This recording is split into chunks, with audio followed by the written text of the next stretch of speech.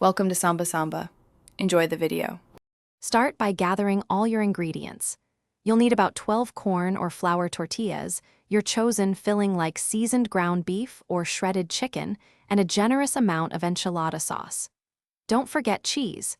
Prepare your filling by cooking and seasoning it to perfection. Then, preheat your oven to 375 degrees Fahrenheit, ensuring it's ready for baking. Now, let's assemble. Warm your tortillas slightly in the microwave or a pan to make them flexible and easy to roll without cracking. Dip each tortilla completely into your delicious enchilada sauce.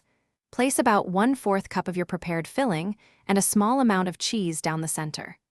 Roll each tortilla tightly and arrange them seam side down in a 9 by 13-inch baking dish.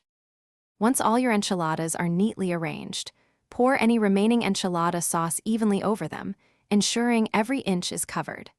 Then, generously sprinkle 1 to 2 cups of your favorite shredded cheese, like cheddar or Monterey Jack, over the top. Bake in your preheated oven for 20 to 25 minutes, or until the sauce is bubbly and the cheese is melted and golden brown. After baking, let your enchiladas rest for about 5 to 10 minutes. This allows the flavors to meld and makes them easier to serve without falling apart. Garnish with fresh cilantro, a dollop of sour cream, or some sliced avocado for extra freshness. Serve them warm and savor every bite of your delicious, homemade enchiladas with rich sauce. Thanks for watching. Consider subscribing if we helped you.